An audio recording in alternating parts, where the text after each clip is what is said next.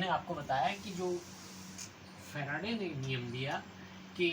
बद्ध चुंबकीय फ्लक्स के कारण जो प्रेरित विद्युत वाहक बल उत्पन्न होता है E equal to del phi by del T, या इसको हम ऐसे भी कह सकते हैं minus D phi by D T. माइनस चिन्ह हमने बता दिया था आपको फैराडे के द्वितीय नियम के कारण कि यह प्रकट करता है कि अपनी उत्पत्ति के कारण का विरोध करता है। यदि इस कुंडली में n फेरे हो, कुंडली है और उसमें यदि n फेरे हों, इस तरह से n फेरे हों, तो उत्पन्न प्रेरित विद्युत वाहक बल क्या हो जाएगा, n D phi by D T, या इसी को हम कह सकते हैं minus n del phi by del T. ठीक, अब यदि ये कुंडली जो है ये बाह्य परिपथ से जुड़ी है, इसमें प्रतिरोध है, तो प्रेरित धारा, जो हमने प्रेरित धारा की बात करी थी, प्रेरित धारा कितनी हो जाएगी, प्रेरित धारा I बराबर होता है E अपॉन आर। E क्या है, minus n del phi by del T upon R, ये I हो जाएगा। E इक्वल टू कितना, तो R ये हो जाएगी और ये किसके बराबर है, इसी प्रकार से हम जानते हैं प्रवाहित प्रेरित आवेश, प्रेरित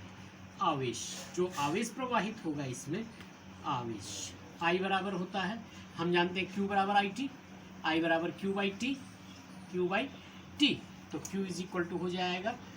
I into delta T. Delta T समय में प्रवाहित आवेश, I बराबर क्या है, minus n upon R del phi by del T into del T, ये वाला डेल टी से डेल टी कैंसिल हो जाएगा, तो प्रवाहित आवेश हो जाएगा minus n upon R into del phi Q, प्रवाहित आवेश डेल्टा टी समय में प्रवाहित आवेश।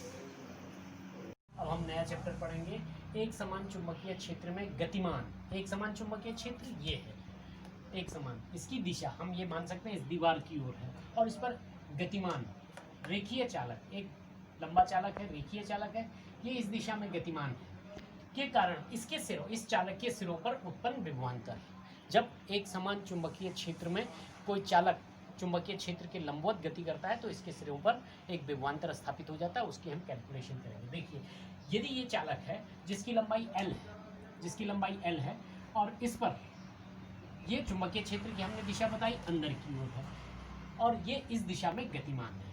चुंबकीय क्षेत्र के लंबवत। चुंबकीय क्षेत्र की दिशा हो गई अंदर की ओर और चालक हो गया इस ओर गतिमान। अब देखिए, जब ये चालक है तो चालक में क्या क्या होते हैं, चालक में धनायन भी होते हैं और ऋणायन भी होते हैं। जो धनायन होगा, जो चालक में धनायन होंगे, हर जगह धनायन भी होंगे और ऋणायन भी होंगे। तो ऋणायन, चूंकि आवेश गतिमान है, चुंबकीय क्षेत्र के लंबवत आवेश गतिमान है, तो लॉरेंस बल के अनुसार चुंबकीय क्षेत्र की दिशा ये हो गई, ये, और इस पर जो आवेश है यानी कि चालक के साथ साथ गतिमान है, ये इस दिशा में गतिमान है, तो इस चालक पर जो धनावेश है, जो आवेश है, उस पर एक बल ऊपर की ओर लगेगा, ये ऊपर की ओर, और ऋणावेश है तो ऋणावेश पर दिशा क्या हो जाएगी, नीचे की ओर हो जाएगी। तो क्या होगा, इस पर धनावेश जो है इधर की ओर गति करेंगे बल के कारण, लॉरेंस बल के कारण। Fm equal to Q V, प्रत्येक धनायन पर इतना बल लगेगा, धनायन पर ऊपर की ओर और ऋणायन पर नीचे की ओर, जब ये v वेग से गतिमान है। क्यों, v क्या है, चुंबकीय क्षेत्र है, v चालक का वेग है यानी कि आवेश का वेग है, और q उस आवेश पर लगने वाला बल है। अब देखिए, जब ये आवेश इधर की ओर, इस पर धनावेश ऊपर की ओर और ऋणावेश नीचे की ओर जाते जाएंगे, तो कहाँ इकट्ठे होते रहेंगे, यहाँ इकट्ठे होते रहेंगे, धीरे धीरे इकट्ठे होते जाएंगे यहाँ पर सिरों पर। तो सिरों पर इकट्ठे होने के बाद क्या हो जाएगा, यहाँ पर एक विभवांतर स्थापित हो जाएगा, एक विभवांतर स्थापित हो जाएगा नहीं, यानी कि एक विद्युत वाहक बल उत्पन्न हो जाएगा। तो माना विद्युत वाहक बल उत्पन्न हो गया E, उसके सिरों पर विभवांतर हो गया V, और चालक की लंबाई है L, तो E इक्वल टू हो जाएगा V अपॉन L। अब जब ये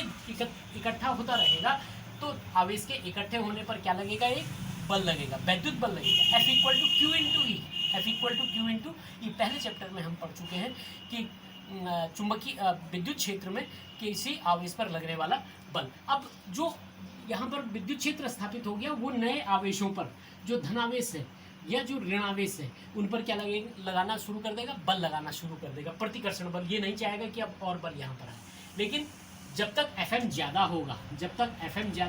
Fe से, तब तक तो आवेश जो है जाते रहेंगे, धनावेश जाते रहेंगे और ऋणावेश नीचे आते रहेंगे। लेकिन एक ऐसी स्थिति आएगी आवेश का यहाँ पर जाने के कारण, आवेश का इकट्ठा अधिक होने के कारण विभवांतर भी बढ़ता जाएगा, विद्युत क्षेत्र की तीव्रता भी बढ़ती जाएगी, यानी कि एक ऐसी स्थिति आ जाएगी कि F M equal to F E हो जाएगा। उस समय जब F M equal to F E हो जाएगा, एफ ई जो है अब कोई भी